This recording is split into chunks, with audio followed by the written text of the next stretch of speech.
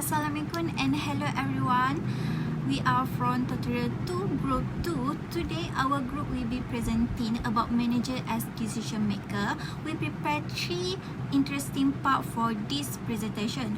First, we will answer 5 discussion question related to management and decision making.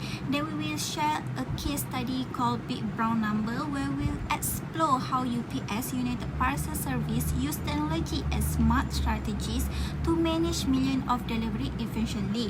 Finally, we will look into the business of football and how decision making play a big role behind the scene of the sport we all love.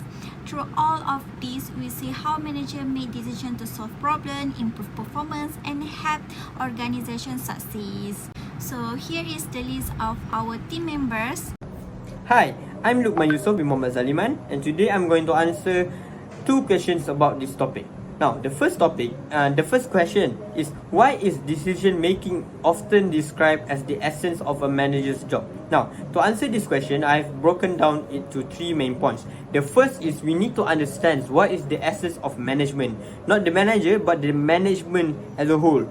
So, when I did a couple of research and I referred to the textbooks, I found that the essence of management is actually decision making too. So hence making it when the essence of management is decision making, the essence of a manager's job, which is under management, is logically decision making too. So yeah, that's the answer for me. That's actually the answer, because if the essence of management is decision making, then the essence of a manager's job is also decision making. Hence, making decision making an essential task of a manager. Now, what are the tasks of the manager? Right? What are the roles of the manager? Managers make decisions, mostly routine ones, such as who works on the night shift, who works on the morning shift, what information we are going to include in our report, how to resolve customer complaints, and so on. But to do those things, there are 4 things that a manager needs to do. The manager needs to plan, organize, lead, and control. All of these 4 elements has decision making involved in it. Now, moving on to the last point is, why is it so important for managers to make good decisions? Why is it important for them? Well, to answer that third point of the answer to this whole question, managers want to make good decisions so that they will be good decision makers, making behaviors so that they appear more competent and intelligent to their bosses, employees, and also co-workers. Because when a manager decides the better decision, the good decision, the right decision, then of course, people will look at them and see that, they are going to gain trust. People are going to look at them, he's a competent manager, and so on. So to answer that question, those are the 3 points that I think the best answers that question. Now, for the second question, the question is, provide an 8-step illustration of any decision-making process undertaken by you. Now, to answer this question, I'm going to use a real-life example of my current situation. I am currently facing a problem, which is deciding whether to buy new futsal shoes or just sticking with my current ones. So, that is the first step, identification of a problem. So, like I said earlier, my current futsal shoes are worn out and uncomfortable. I'm unsure whether to buy a new pair or continue to use my old pairs, right? Now, moving on to the second step, which is the identification of decision criteria. To decide whether to buy a new shoe or not, I have a couple of criteria that I need to tick off. For instance, in my case, the first one is the comfortability of the shoes during when I play. The second is the cost of the new shoes if I decide to buy them.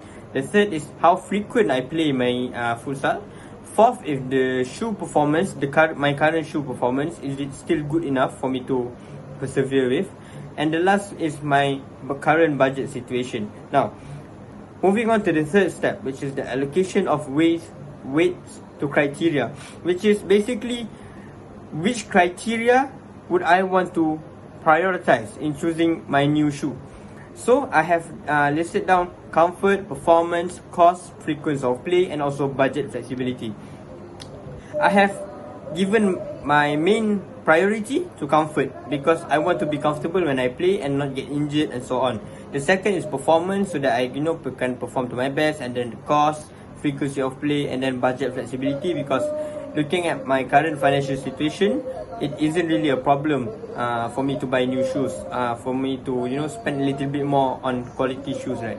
Now moving on to the fourth step, is development of alternative. Now I have to find alternative, either buy new shoes, second is continue using my current shoes, or the third one is borrow or use backup shoes temporarily. So I can always borrow my friends' shoes, for instance, if I want to play.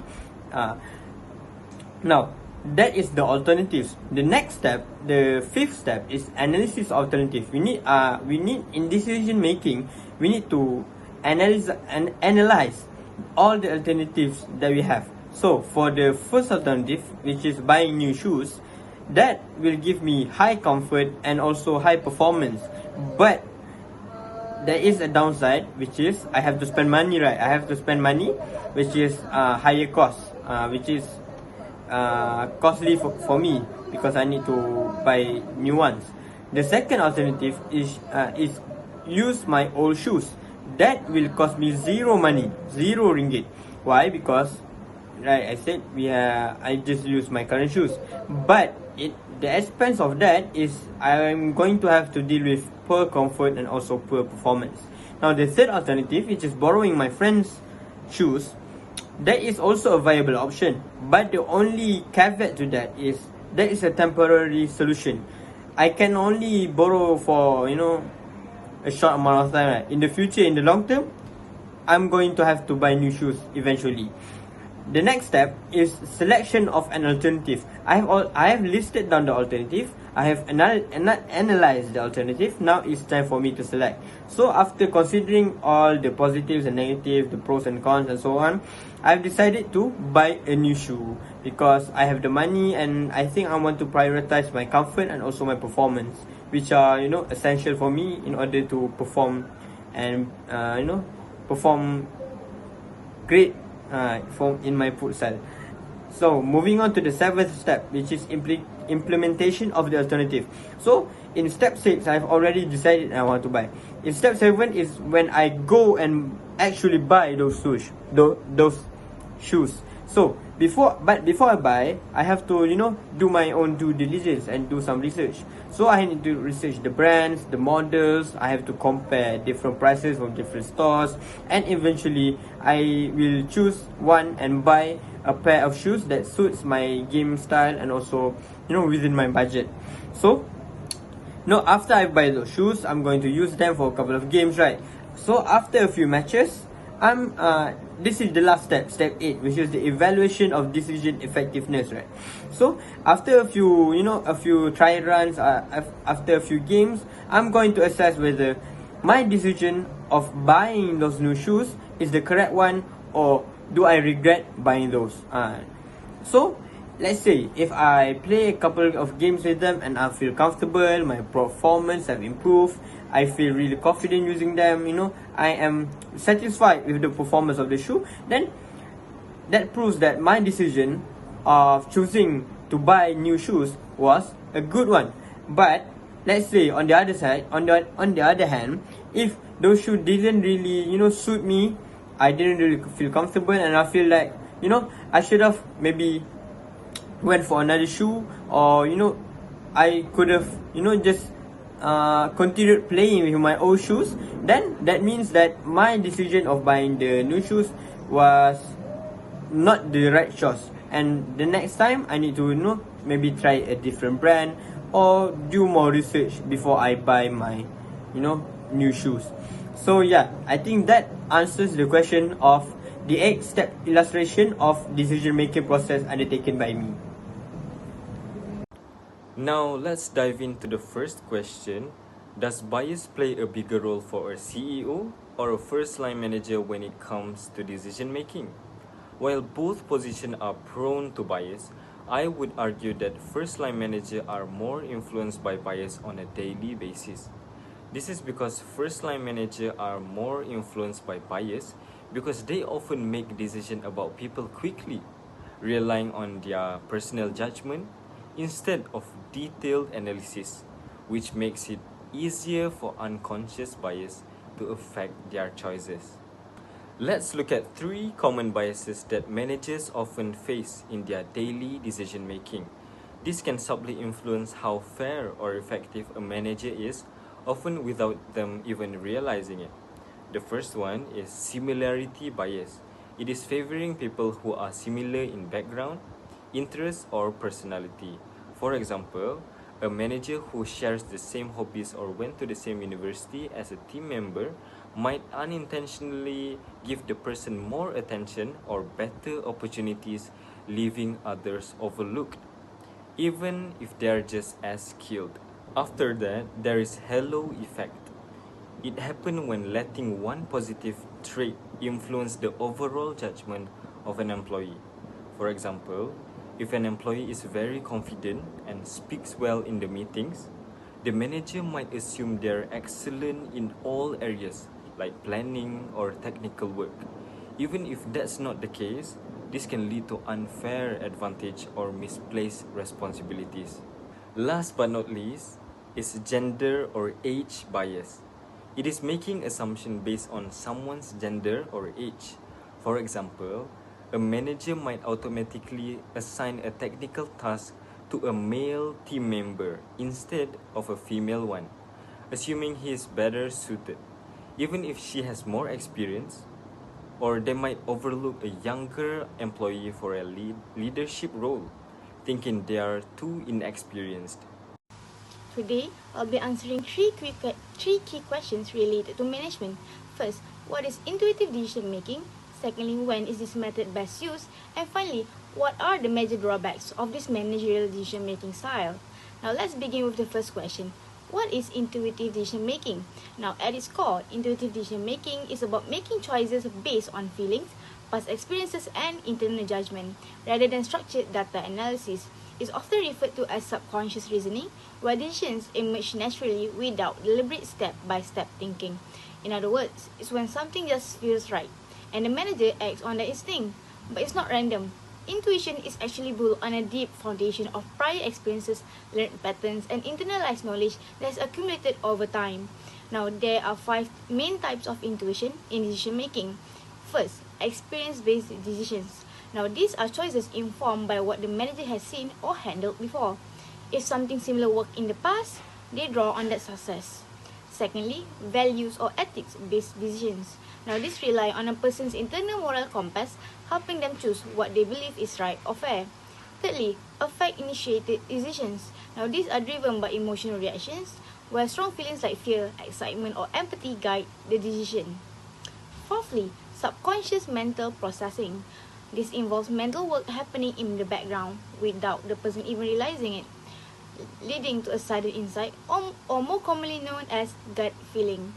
Lastly, cognitive-based decisions. Now, these are influenced by a person's mental models, including beliefs and ways of thinking that they develop over time. Now, when is this kind of decision making most useful? In my opinion, intuition is especially valuable in fast-paced environments. For example, when a manager is under pressure and doesn't have the time or resources to analyze every single detail, relying on intuition can help them act quickly and confidently. It also helpful in complex or ambiguous situations where the available information might be unclear or even conflicting. In these moments, logic alone might not give a clear answer, and that's where intuition can step in to fill the gap. Another ideal context is when the manager has deep experience in a particular area. Their brain has already developed patterns from previous successes and failures, which allows them to instinctively know what might work best, even if they can immediately explain why. However, as useful as intuitive decision making can be, it also has some notable drawbacks that we need to be aware of. First, it can be subjective. Since it is based on feelings and personal judgment, it's vulnerable to bias, especially emotional bias. For example, a manager might unknowingly favor someone they like or make a decision based on fear instead of facts. Second, intuition often lacks transparency. When a decision is made based on a gut feeling, it can be hard to explain the reasoning behind it. This can be a problem in a team setting, especially if others need to understand or support the decision. Third, it can lead to overconfidence. When someone always trusts their instincts, they might ignore important data or alternatives viewpoints, assuming they are always right. This can be dangerous, especially in unfamiliar situations. Lastly, intuitive decisions can be inconsistent. Without a structured method, a person might make one decision today and a completely different one tomorrow in a similar situation, leading to confusion or even unfairness. So, how do we manage this? Now, the key is balance. Intuitive decision making should not completely replace other decision making styles, especially analytical ones. Instead, it should be used to complement them. When managers combine their instincts with solid data and logical reasoning, they are far more likely to make effective and well rounded decisions. In conclusion, intuitive decision making is a powerful tool, especially for experienced managers operating under pressure or in complex scenarios. When used wisely and not in isolation, it can lead to faster, more confident decisions. But it's equally important to recognize its limitation and remain open to analysis, feedback, and alternative perspectives. Thank you. Why rational decision making doesn't always work in the real world. Good morning, everyone. Today I'll be talking about the problems with the rational decision making model and why Herbert A. Simon's concept of bounded rationality gives us more realistic perspective on how decisions are actually made. So let's start with the first issue, which is information limitation. The rational model assumes we have access to complete and accurate information about every possible option. But in reality, that's rarely the case. We often deal with uncertainty, missing data, or even the conflicting sources. For example, imagine trying to buy a car. Can you really know everything about every car on the market? Not likely. Next, we have cognitive limitations. Even if we had all the information, our brains can only process so much at once. We get overwhelmed. We forget things, we make mistakes. This is what Simon called bounded rationality, which is our thinking is limited by the way our minds work.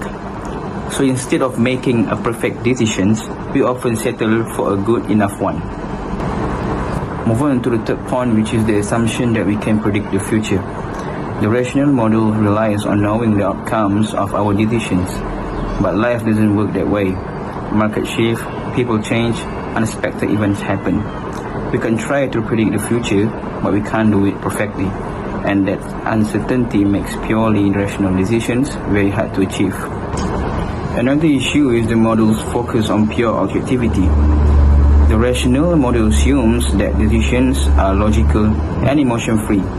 But in reality, people are influenced by their emotions, values, and also relationships.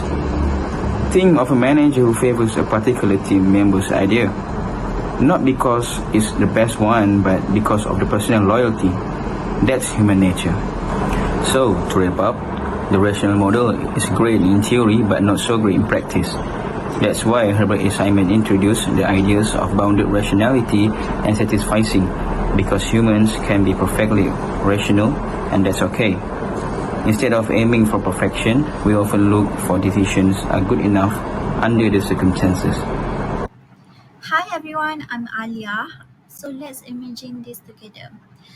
United Parcel Service or UPS deliver more than 20 million packages every day, single day, that make more deliveries than the number of people in Malaysia, like almost 7 times. But the secret behind this isn't just a truck and uniform. It's smart management, strong system, and a brilliant decision. So today I will share with you the UPS case study, which we call as Big Brown Number, and how it relates to the world of management. So let's study this case together. First of all, UPS operate in over 220 countries. Every day, they make millions of deliveries. To manage this, the company needs strong leadership and a clear operational planning, right? So, oh, by the way, UPS have a nickname which is efficiency freak. And UPS train their driver to avoid left turn, to never waste time, and even to hold their key a certain way. These small habits save time, even petrol and money. This show how managers focus on increasing operational efficiency. Let's to handle 120 stock per day per driver. What do you think? So UPS created Orients on route integrator optimization and navigation. It's a smart system that uses data to calculate the most efficient route. This is an example of structured decision making in management. Each UPS driver uses a device called DIAD or DIAD. It shows them their delivery schedule and route. It also collects real-time data. They show how technology help managers to make better decisions and improve performance. Drivers are not only trained to drive but also to follow company value. They are taught to work efficiently, stay safe, and follow the system. This is part of organization behavior where management influence employee behavior for a better result. Of course. At first, many drivers didn't trust Orient. Some thought it made their job become harder, but UPS didn't ignore their feeling. Manager provide extra training and slowly help them see the benefit. This is the perfect example of change management. By the way, Orion keep learning and improving. This the more it's used, the more accurate it get, right? This reflect continuous improvement, which very important in management. And lastly, UPS spent hundreds of millions in over 10 years to build Orion. It became one of the largest operation research projects in the world. This shows how investment in technology support long-term success. Thanks to Orion, UPS saved petrol and reduced carbon emission. Their management not just focused on profit but also on environmental responsibility, which is a key part of modern sustainable management. The best part, Orion doesn't replace the driver. It empowers them. UPI show us how people and technology can work together with management guiding both for success.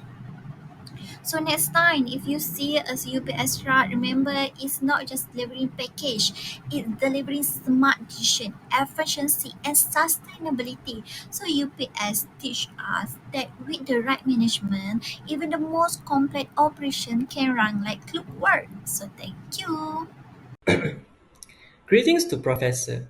My name is Muhammad Ahmad Farish bin Mat Sakri, and now I'll be discussing why efficiency and safety are so important to the UPS and how they can actually impact the company's operation. Let's start with cost savings first. UPS uses efficient delivery routes to help their drivers save fuel, reducing engine idling, and also to cut down on vehicle wear and carbon emission. A great example of this is how drivers are trained to avoid left turns.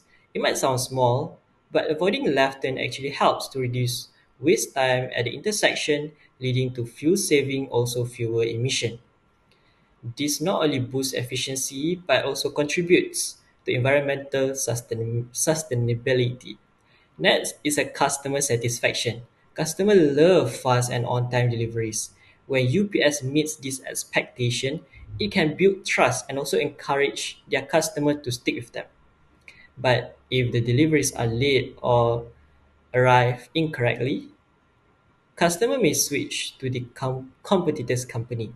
That's why timely and accurate deliveries are so essential in this case because they are directly affecting satisfaction and also the customer retention. Last but not least, it's all about safety and drivers as it play a major role in these issues. Fewer accidents means fewer injuries and lower costs for insurance and also legal fees. It also helps to prevent disruptions in daily operation. From a management perspective, focusing on safety reduces risk and also keeps service in order to running smoothly. Moving on to the next question. Would a driver route decision be considered as structured or unstructured? Or are they making program or non-program decision? Generally, drivers deal with structured problems. This is because their tasks are usually repetitive, like following scheduled delivery routes to ensure packaging arrive on time. These problems are routine and come with clear set procedures. Most drivers use system called Orion, which helps them to calculate most efficient ways uh, in delivery the customer packaging. This also helps to boost productivity and also reduces fuel usage. Because these tasks follow specific procedures, drivers also make program decision. They don't have to decide everything from scratch. Instead, they follow company rules and guidelines and also training. Whether it is loading packages, navigating routes, or making deliveries, UPS has system in place that guide every steps for their workers. This also helps to reduce problem and also ensure consistency and reliability in the company itself. In summary, UPS places a strong focus on efficiency and also safety, not just to save money, but also to enhance customer satisfaction and protect their drivers. By relying on these structured problems and program decision, UPS can deliver. The next discussion question, which is number 13, is how would Orient technology helps drivers make better decisions, which is I will explain about the steps in the decision making process. The first one is problem recognition, which is identify the problems. What is the issue? There is too many possible routes and it's hard to know which one is the best. And then what Orient does, which is Orient helps to acknowledge the problems of determining the best delivery routes from an unlimited numbers of possibilities. Next, we need to analyze the alternative, which is we need to know what options are there. We have many routes, each with different factors like traffic, road rules, delivery times, and what Orient does, which is it process these factors and compress different routes. It takes into account a wide range of variables including exact delivery times, window, traffic rules, road closures, and access to private roads to ensure each road is efficient, viable, and compliant. We also need to compare the alternative. We need to choose the best alternative. So what is the best choice? Which is the routes that save the most time, fuels, and also distance. So what Orient does, which is Orient will billions of routes combinations and pick the best one to attempt to reduce the mileage and save fuel. Next is implementing the decisions, which is we need to know how to take action, which is we follow the chosen routes. The systems also provide the drivers with the most efficient and optimal paths at the start of the day based on real-time data and delivery requirement. So we need to follow and also we should give the driver a clear directions for the best roads at the start of the day. The last one is evaluating the decisions. The decisions that we already make. Did it work well or it can be improved? Yes, there is always have room for improvement. So for UPS, they continue to monitor and fine-tune Orient's performance for maximize efficiency and sustainability. The next question is how is UPS being a sustainable corporation, which is what is Orient does. Orient's routes optimization reduce excess mileage, saving millions of gallons of fuels and cutting carbon emissions. Which is it means that with less fuels, it's fewer greenhouse gas emissions and also it's lower carbon footprint. The next is reducing environmental impacts through using data analytics and technology to increase delivery efficiency and eliminate repetitive tips, which means that we can reduce environmental waste and conserve energy. And the last one is investment in operational effectiveness shows a commitment to the future sustainability, which is with balancing profitability and environmental responsibility, which is the sustainable impact is we help the company not only making profit but also balance making profits while still carry for the planet. At this part of the slide, I will be talking about the 10-point summary. So the first one is Manchester United uses big data to integrate young homegrown players into the first team. The second part is big data helps in identify what aspects the youth players need to develop. The third part is performance analyst uses big data to improve the team's defensive record since 2012. And the fourth part is the club won league titles in 2011 up until 2014 after a long gap. The fifth one is Manchester United hosted a global hackathon in 2016 to mainly focusing on football innovation and remain a leader in football data analysis. The sixth part is the hackathon attracted over 400 applications from data scientists and football experts worldwide. The seventh is the club break silence and shared real internal and external data to external participants to encourage innovative uses of big data. The eighth one is participants were challenged to build algorithms that could identify new and more effective movements, passes, runs, and pressing tactics. The ninth one is the winning teams develop a machine learning algorithm that analyzes the players' decision making in real time during matches. And the last one is through big data, the club make more informed decisions on tactics, play development, and match preparation. Hello, I'm Daniel, and I will be presenting to you the case study number 2. Starting off is the discussion question number 2-15, where the question states, what type of decisions are made by football managers? To answer this question, we would have to read the case study where it is shown that the decision that was made by the football managers are actually non-programmed decisions.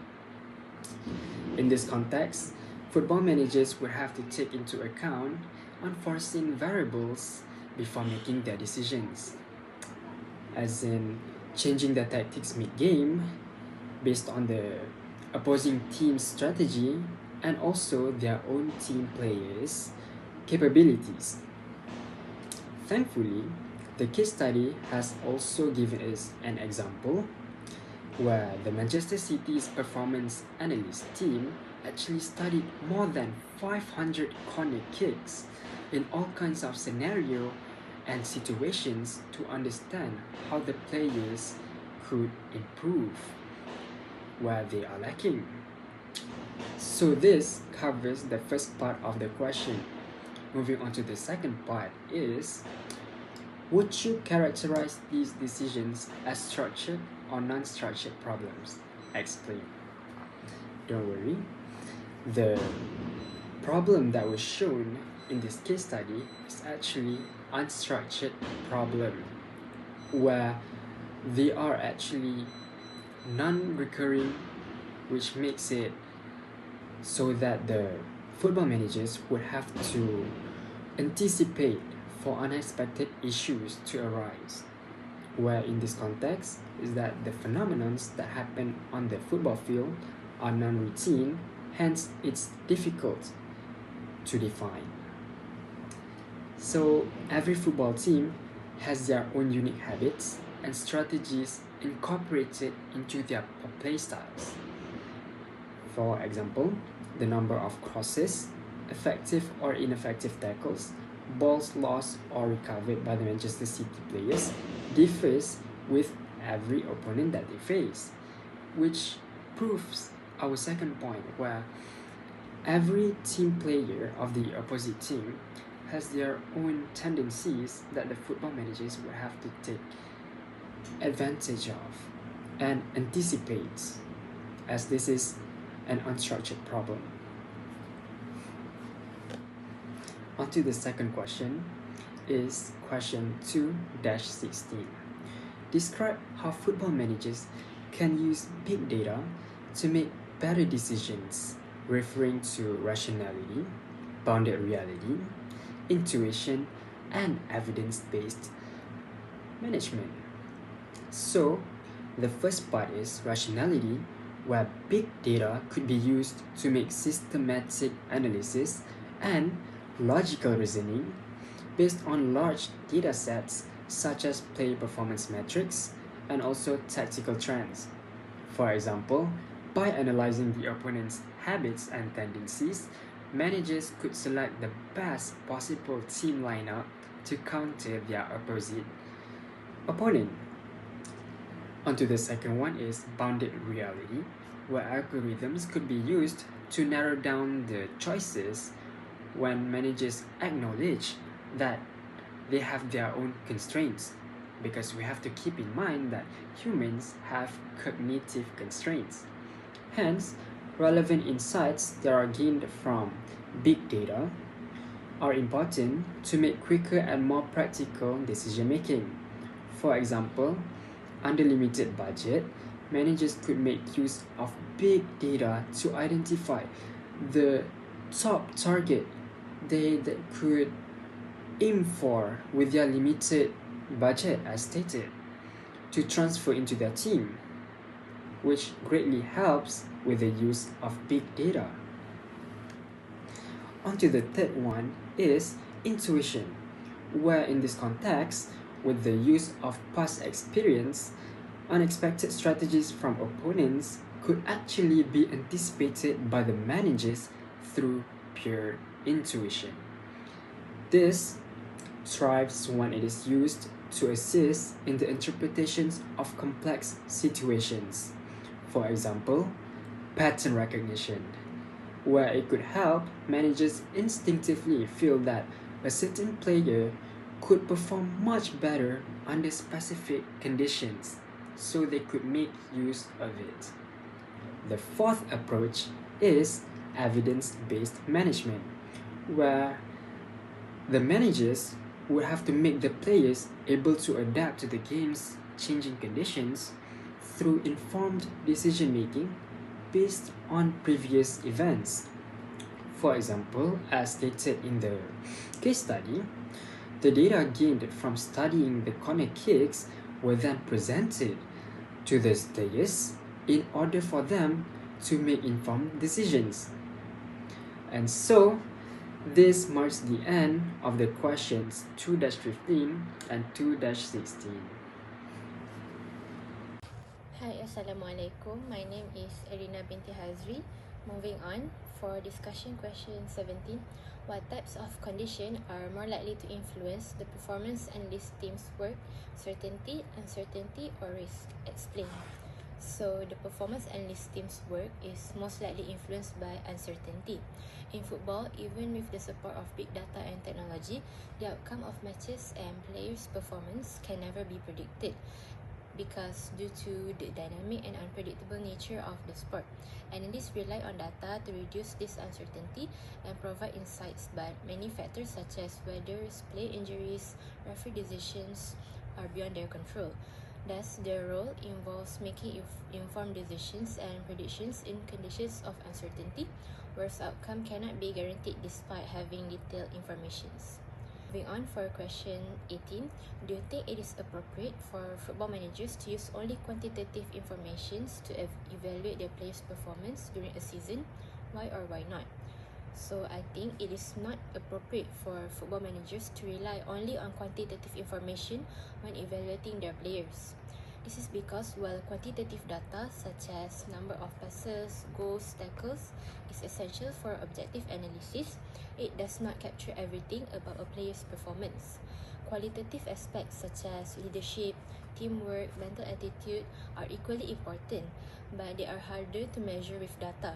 For instance, a player may not score or assist often, but may be vital in organizing the defense or creating space for others. A well-rounded evaluation should therefore combine both quantitative and qualitative assessment to get a true picture of a player's contribution to the team. Hi, my name is Kamarjan bin Kamasri, and today I'm going to answer question 219, which is how can big data transform football decision in the future. So I'm going to break the question and I'm going to answer it in three aspects, which is what is big data, transformation of football's decisions in the future through big data, and effects of big data on decision making in football. What is big data? Big data refers to large or complex data that can reveal patterns and insight in the context of football. Big data also can be considered as one of the most valuable assets for a team. It provides important related information such as budgeting. So the team have to know how much budget is going to allocate for the team. Sponsorship offers, like they have to know what type of company is going to sign up with them and how long the period is going to be. And big data also is a sort of creativity. While data provide facts and figures, it still requires human interpretations. So managers and coaches must use creativity and critical thinking to act on the data without hesitation. So they have to do the decision more precisely by using the data given. So moving on to the next one is transformation of football decision through big data. Big data has the potential to transform how football decisions can be made in the future. By collecting and examining various forms of data, football teams can plan their performance more effectively.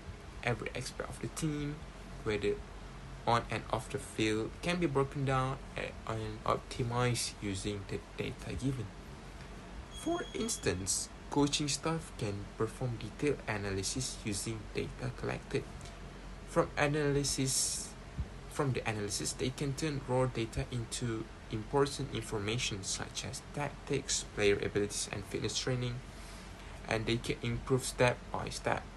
For example, if the football team shows a very disappointing gameplay, the coach can analyze them, and targeted training can be done in every single aspect, whether in defensive backline or maybe the attacking line, maybe the midfielder, and it can be anything regarding the football team. So let's go to the last point, which is the effect. So let's begin with the first point: improve team performance. Big data allows football team to identify both strengths and weaknesses more accurately. Teams can review data from previous matches to evaluate areas that need improvement. So for example, if the data shows that the team struggles with attacking set pieces, coaches can plan specific training sessions to address the issue.